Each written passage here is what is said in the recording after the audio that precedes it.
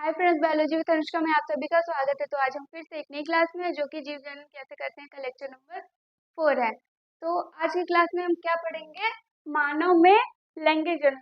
तो मानव में क्या होता है? मानव में केवल लैंगिक जनन होता है। तो लैंगिक जनन के लिए क्या, लैंगिक जनन में क्या होता है कि निषेचन की क्रिया। तो उसके लिए हमें क्या चाहिए होता है? क्या होता है? चाहिए होता है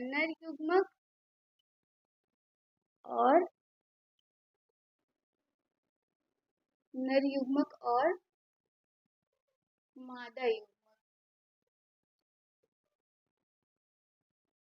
ठीक, क्या चाहिए होता है लैंगिक जनन के लिए? नर युग्मक और मादा युग्मक। जब इन दोनों का संलयन होता है तो क्या होती है? निषेचन की क्रिया। क्या होता है? निषेचन की क्रिया।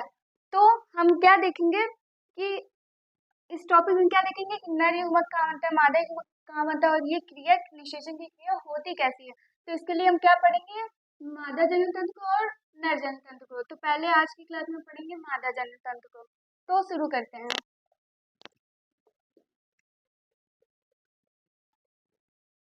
क्या? मादा जनन तंत्र। ये आप चित्र देख रहे हैं, ये किसका चित्र है? मादा जनन तंत्र का है। तो मादा जनन तंत्र में कौन कौन से अंग आते हैं? तो पहला आ जाता है अंडाशय। ये देखिए, ये क्या है? अंडाशय।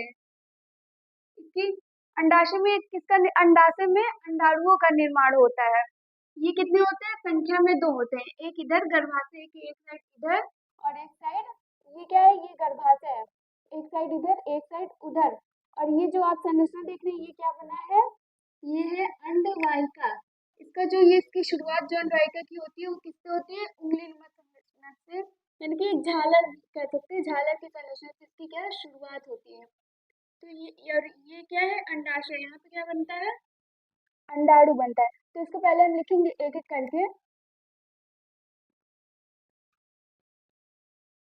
अंडाशय।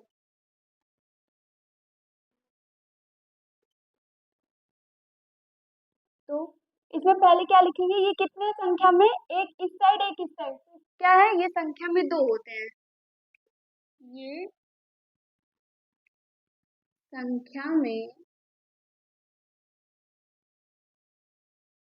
2 होते हैं। और कहाँ कहाँ स्थित होते हैं? ये क्या मैंने बताया? ये है गर्भाशय। तो एक एक अंडाशय, एक अंडाशय गर्भाशय के दाईं ओर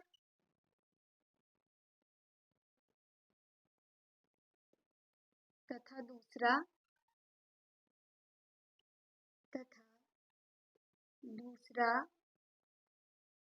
गर्भाशय के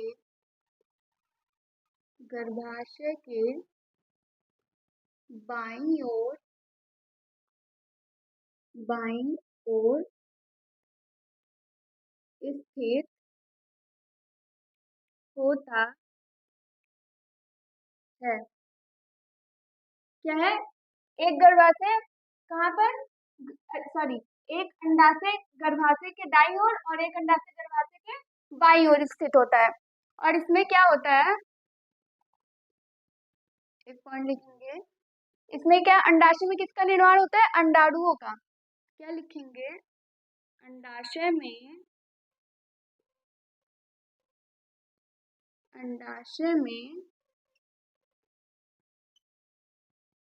अंडाणुओं का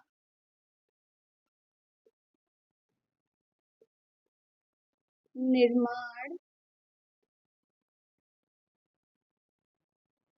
होता है। क्या बनता है? अंडाशय में अंडाणु का निर्माण होता है, जो कि क्या है? एक मादा युग्मक है। और क्या, अंडाशय में क्या होगा? अंडाणु का निर्माण होता है। तो इसमें कैसे किस तरह होता है कि जो एक एक मतलब एक अंडाशय अलग महीने में अंडाणु निकालेगा और दूसरा अंडाशय अलग महीने में, यानी कि इस महीने में अगर ये वाला अंडाशय अंडाणु निकाला तो अगले महीने में ये दूसरा वाला अंडाशय अंडाणु निकालेगा। तो इसको भी लिखेंगे क्या, दोनों अंडाशय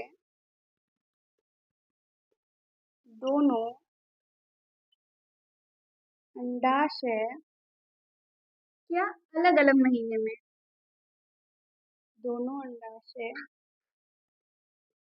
अलग अलग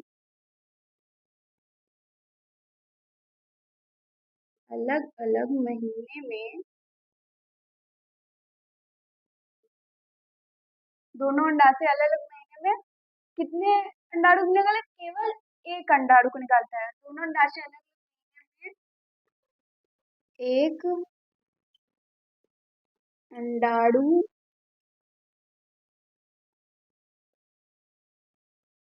एक अंडाणु निकालता है। दोनों अंडाशय अलग अलग महीने में क्या निकालते हैं, एक अंडाणु निकालते हैं। अब इसके बाद क्या है, अंडाशय के बाद हमारी क्या संरचना आती है, अंडवाहिनी, यानी कि अंडवाहिनी। तो यहाँ पे अब हम दूसरा अंग आता है हमारा अंडवाहिनी। क्या, अंडवाहिनी, जिसे हम कहते हैं फैलोपियन ट्यूब। फैलोपियन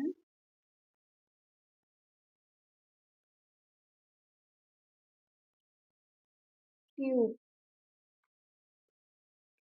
क्या अंडवाहिनी या फैलोपियन ट्यूब, इसे डिंबवाहिनी भी कहते हैं।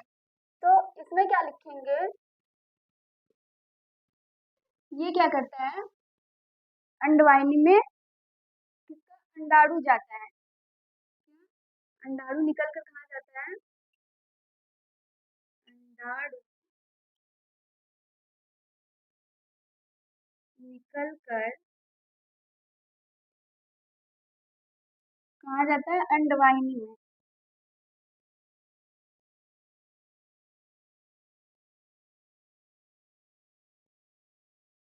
अंडवाहिनी में जाता है, क्या लिखा, अंडवाहिनी, क्या, अंडाणु निकल कर अंडवाहिनी में जाता है। और यहीं पे क्या होती है कि जब ये अंडाशय से अंडाणु निकला, कहाँ गया, अंडवाहिनी में। ठीक, यहाँ से क्या निकला, ये रहा अंडाणु। ठीक, फिर यहाँ पे क्या आएगा, यहाँ पे आता है शुक्राणु। यहीं पे जब यहाँ पे शुक्राणु आएगा तो यहाँ पे किसकी क्रिया होगी, निषेचन की क्रिया होगी। तो क्या लिखेंगे, अंडवाहिनी में ही निषेचन की क्रिया होती है, यानी कि यहीं पर इसी में, ये इसी में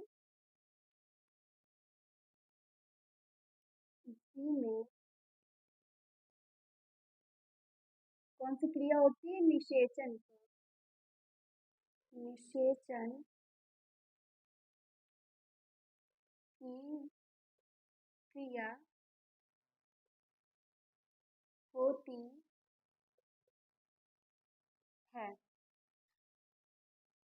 तो निषेचन की क्रिया का स्थान क्या है, अंडवाहिनी है, यानी कि अंडवाहिनी में क्या स्पर्म यहाँ से आता है और कहाँ पर मिलता है, यहाँ पर। ठीक, क्योंकि क्या होता है, जो अंडाशय होता है वो अचल होता है, यानी कि वो नहीं चलता। अंडाशय कहाँ, सिर्फ अंडवाहिनी तक आता है, और जो स्पर्म होता है यानी कि शुक्राणु वो आता है, वो चल होता है, वो चल सकता है। तो वो कहाँ पर आता है, इस अंडवाहिनी में आता है, और यहीं पे क्या होती है, निषेचन की क्रिया होती है। ठीक, क्या लिखा, निषेचन की क्रिया। और हाँ, एक चीज और देखना, जो अंडाशय है वो क्या करता है, जो अंडाशय है वो एक हार्मोन निकालता है जिसका नाम है टेस्टोस्टेरोन। यहाँ पे लिख लेते हैं, यहाँ पे अंडाशय कौन सा हार्मोन निकालता है, टेस्टोस्टेरोन। टेस्टोस्टेरोन,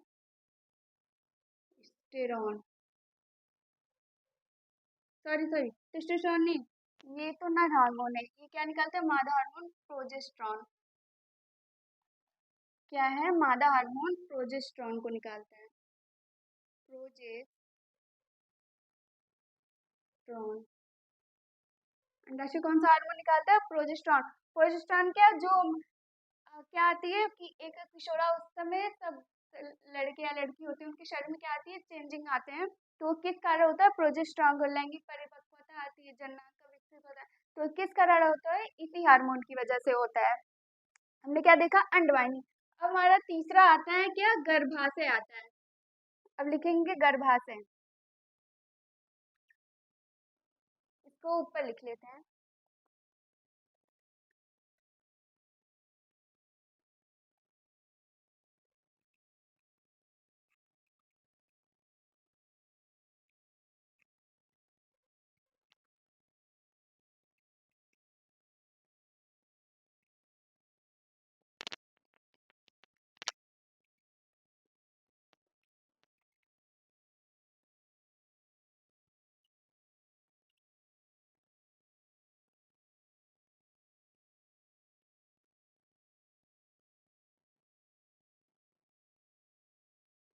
तीसरा हमारा क्या आता है? गर्भाशय।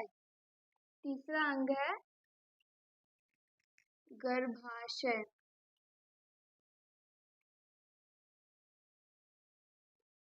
अब यहाँ पर क्या होगा कि क्या हुआ? यहाँ पे जब निषेचन की क्रिया हुई तो क्या बना?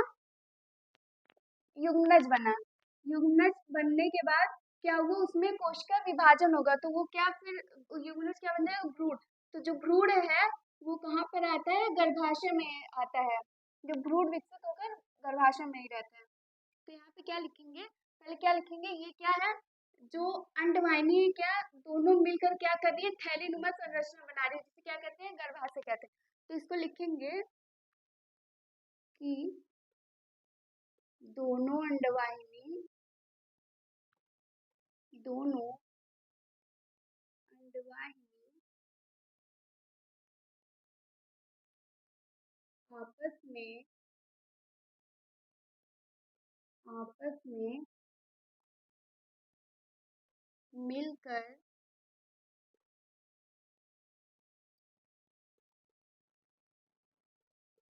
थैलीनुमा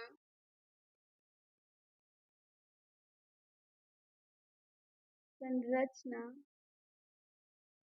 क्या अंडवाहिनी आपस में मिलकर थैलीनुमा संरचना बनाती हैं, जिसे हम क्या कहते हैं? गर्भाशय।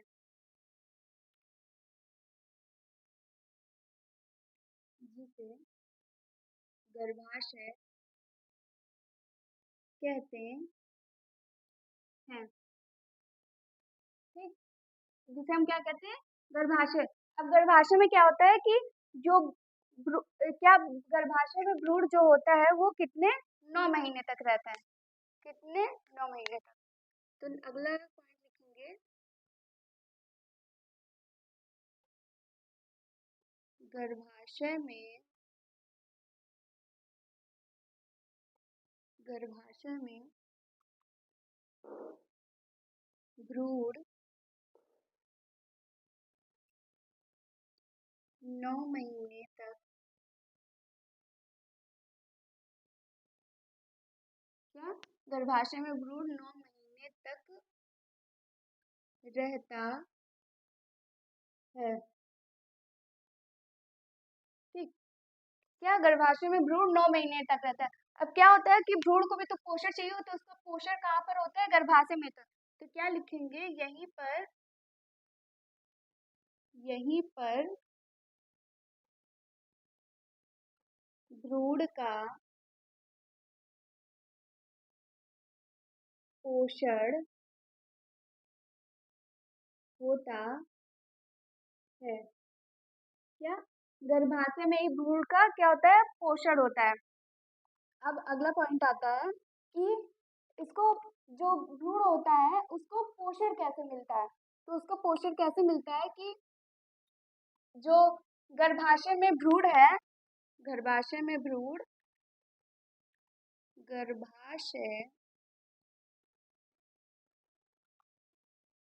में भ्रूण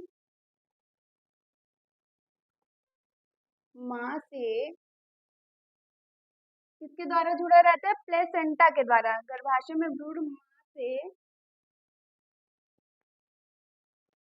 प्लेसेंटा, जिसको हम अपरा भी कहते हैं, अपरा के द्वारा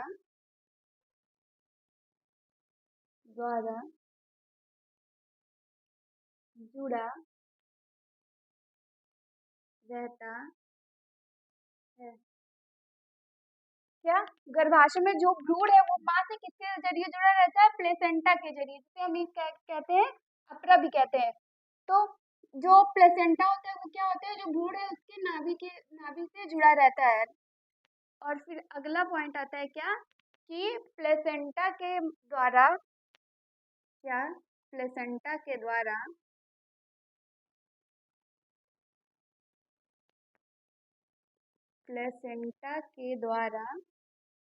क्या होता है? भ्रूण का पोषण। प्लेसेंटा के द्वारा भ्रूण का पोषण तथा जो अपशिष्ट पदार्थ होते हैं उनका भी क्या होता है? निपटान होता है। प्लेसेंटा के द्वारा भ्रूण का पोषण तथा अपशिष्ट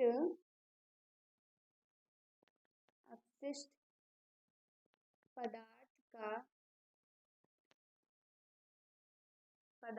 का निपटान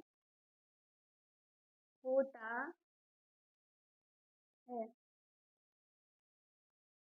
हमने क्या देखा कि जो ये दोनों अंडवाहिनियां हैं, ये क्या दोनों अंडवाहिनियां जुड़ के एक थैलीनुमा संरचना का निर्माण कर रही है, जिसे हमने क्या कहा? गर्भाशय। ये क्या है? ये गर्भाशय। ठीक। अब गर्भाशय में क्या होता है? जो भ्रूण होता है वो कितने महीने तक? 9 महीने तक रहता है। उसके बाद और यहीं पर ही गर्भाशय में क्या होता है? भ्रूण का पोषण होता है।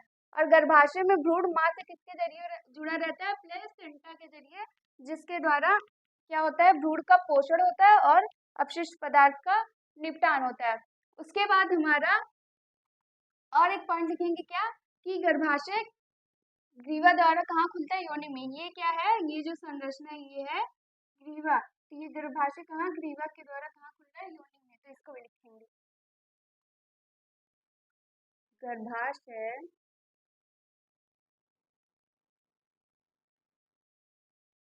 ग्रीवा के द्वारा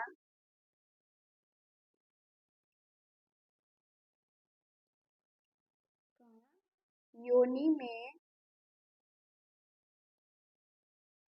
खुलता है। ठीक। ये अब हमारा अगला अंग आता है क्या? योनि। क्या लिखेंगे? चौथा अंग क्या है? योनि।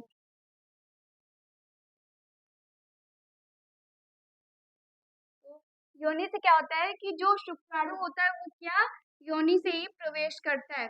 शुक्राणु क्या होता है? शुक्राणु की संरचना कुछ ऐसे होती है, ये रही ऐसे, उसकी पूंछ की तरह ऐसे निकला रहता है। ये क्या है? शुक्राणु। तो ये कहाँ से प्रवेश करता है? ये योनि से प्रवेश करता है। तो क्या लिखेंगे? योनि क्या है? शुक्राणु का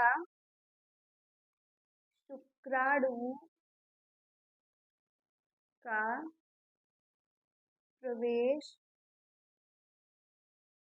द्वार। क्या है? योनि क्या है? शुक्राणु का प्रवेश द्वार तथा और क्या है? जो जब भ्रूण क्या विकसित हो जाएगा, क्या बन जाएगा? तो क्या फिर ये क्या शिशु के निकलने का मार्ग भी है। तब शिशु क्या होगा? योनि के द्वारा निकल जाता है। तो ये क्या है? शुक्राणु का प्रवेश द्वार तथा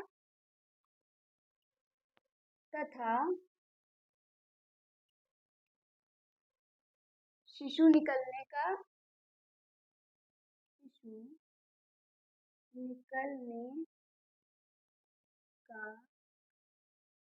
मार्ग है। शुक्राणु का प्रवेश द्वार तथा शिशु निकलने का मार्ग। एक बार चित्र में अच्छे से समझेंगे। ये क्या है? ये दोनों साइड गर्भाशय के दोनों साइड क्या स्थित है? अंडाशय। ये संख्या में कितने होते हैं? 2 होते हैं। ठीक। और इस अंडाशय में किसका निर्माण होता है? अंडाणु का, जो कि 1 महीने में केवल क्या एक ही एक ही अंडाणु निकलता है, वो भी दोनों अंडाशय क्या अलग अलग महीने में एक अंडाणु को निकालते हैं। फिर अंडाणु निकल कर कहाँ पर जाता है, अंडवाहिनी। अंडवाहिनी क्या है कि ये क्या है, इसकी शुरुआत किससे होती है, झालरनुमा तंत्र से। ये क्या है, ऐसे झालर की तरह से बना रहता है। इसकी अंडवाहिनी की शुरुआत झालरनुमा संरचना से होती है, ठीक। ये लेकिन उसके बाद क्या, अंडाणु जो है वो निकल कर कहाँ जाता है, अंडवाहिनी में जाता है। और अंडवाहिनी में क्या होती है, निषेचन की क्रिया, यानी कि जब अंडाणु यहाँ से निकल कर गया, ठीक, अंडाणु क्या हुआ, यहाँ से निकला, कहाँ गया, अंडवाहिनी में गया। फिर जो जो शुक्राणु होगा वो कहाँ से आएगा, योनि के जरिए, ठीक। योनि के जरिए वो कहाँ पर गया, यहाँ अंडवाहिनी के पास, ठीक, अंडवाहिनी में गया। फिर कहाँ पे, अंडाशय अंडाणु के पास। और यहाँ पर ये दोनों मिलेंगे तो क्या होगा, निषेचन की क्रिया हो गई। फिर क्या, जब निषेचन की क्रिया हो जाएगी तो किसका निर्माण होगा, युग्मनज का। फिर युग्मनज में क्या होगा, कोशिका विभाजन, तो वो क्या बन जाएगा, भ्रूण बन जाएगा। अब जो भ्रूण है वो कहाँ पर आएगा, गर्भाशय में आता है। और गर्भाशय में कितने, 9 महीने तक रहता है, ठीक। उसके बाद क्या होगा, जब ये गर्भाशय में क्या 9 महीने तक रहेगा, उसके बाद जब एक शिशु तैयार हो जाएगा, पूरा अंग उसका विकसित हो जाएगा, तो क्या योनि के जरिए बाहर निकल जाएगा। तो हमारा मादा जनन तंत्र खत्म होता है। अगली क्लास में हम पढ़ेंगे नर जनन तंत्र को। तो मिलते हैं अगली क्लास में, तब तक के लिए बाय बाय।